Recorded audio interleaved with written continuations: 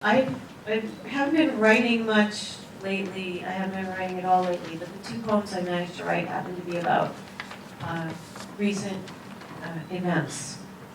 So this is one of them. It's called Epiphanies, and there's a little epigraph from James Wright, famous poem of his called The Blessing, that ends, "Suddenly I realized that if I stepped out of my body, I would break into blossom."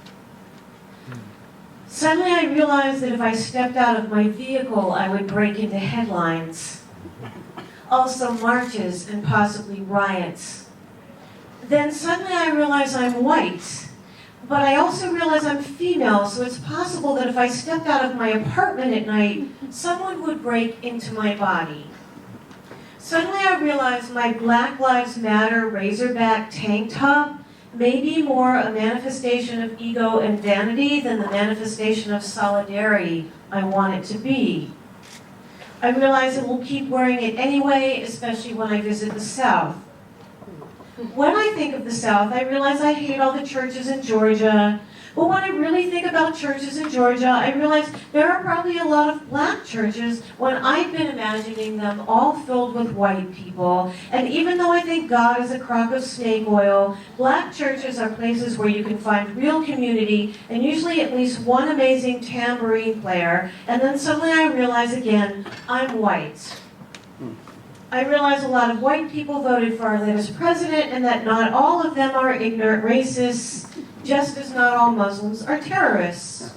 In fact, if facts matter, in any tsunami of dispossessed Syrians, fathers, Iraqis, Afghanis, orphans, there is probably one half of one terrorist cradling an American-made weapon. But I don't think those voters realize they were voting for another crock of snake oil. Suddenly I realize this poem is starting to traffic in polemics, and I hate polemics in poems. I realize I want to say right here that everyone should declare themselves Muslim if American Muslims are forced to register.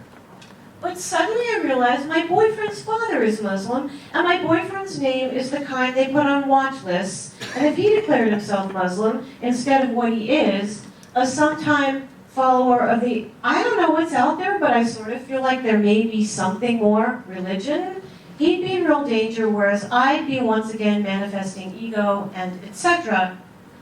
But then again, I realized that if everyone had actually worn a yellow star in Hitler's Germany, things might have been different.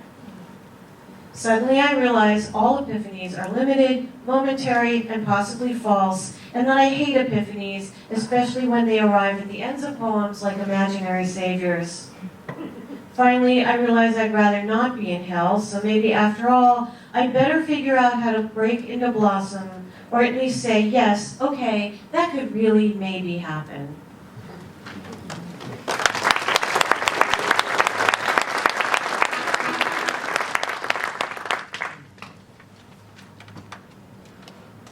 So, I imagine a lot of us have the blues over the current situation, which is all I and everybody I know can think about and talk about constantly. And so I thought I would do some blues poems. And this is actually a blues for Robert Johnson, the great Robert Johnson. Show of hands, Robert Johnson. Okay, it's really interesting because I visited, recently I was in Georgia, and I visited a historically black college, which I didn't know was a historically black college until I was on my way there with a white faculty person, and I happened to be wearing my Black Lives Matter shirt when I visit the South, and this was in Georgia. And he said, oh, by the way, it's a historically black college. I said, perfect, I'm ready. And when I mentioned Robert Johnson, the only hands that went up in the room were the white faculty. That was interesting, But I'm glad I can sort of bring the blues to people and say, hey, this is like a part of our culture and heritage, and we can, appreciate this music. So anyway, this is a little poem that I wrote for Robert Johnson. And it's the first way I figured out to actually say poetry and play the harmonica, because it's kind of hard to do. So blues for Robert Johnson. Give me a pint of whiskey with a broken seal. Give me one more hour with a broken feel. I can't sleep again, and a black dog's on my trail. You're singing Hellhound, crossroads, love in vain. You're singing and the black sky is playing rain. You're stomping your feet, you're shaking the window pane. I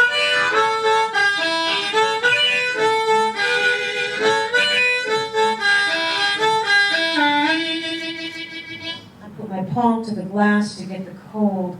I drink the memories that scald, drink to the loves that failed and failed.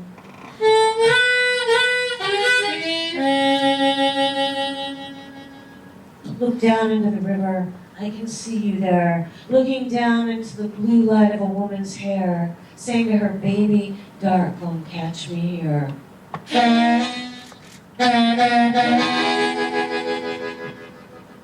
You're buried in Mississippi under a stone. You're buried and still singing under the ground. And the blues fell mama's child, tore me all upside, tore me all upside, tore me all upside down.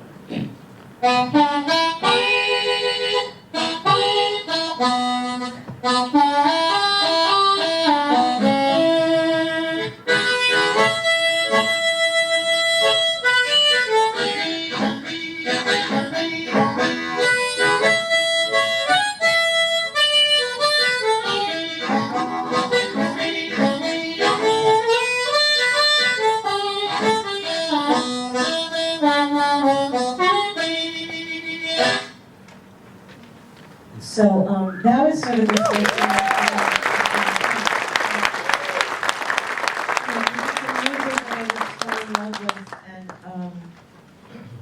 thing and realized eventually understood why I fell in love with it was because I grew up with, all the bands coming over from England and who had fallen in love with this early blues music, Delta blues and early country blues, and then brought it over in the form of rock and roll. So when I actually heard where rock and roll came from, I got really excited.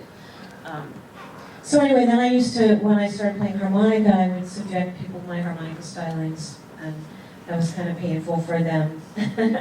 and one of the things I did was I learned a train song, which every harmonica player has to learn, of course. And when I did it, I thought, well, why am I doing this? Just because I could. I would stand up and say, well, I play harmonica, so I'm going to play it for you. And I thought maybe I should write a train song. So I'm going to read you a very brief one in the form of a blues, as the other one was, like, A, A, B, or A, but sort of this idea of a statement, a restatement, and then a little spin, like call and response.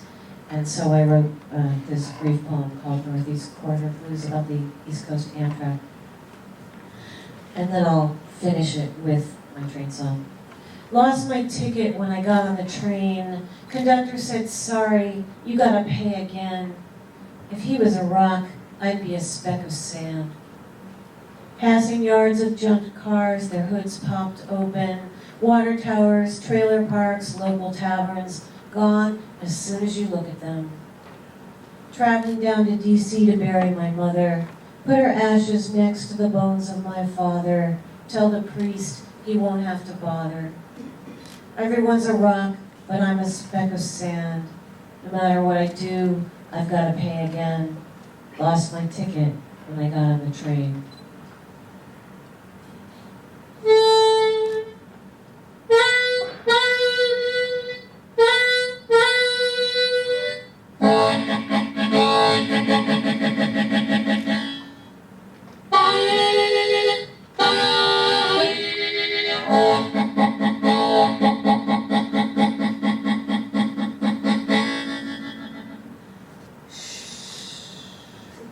Award.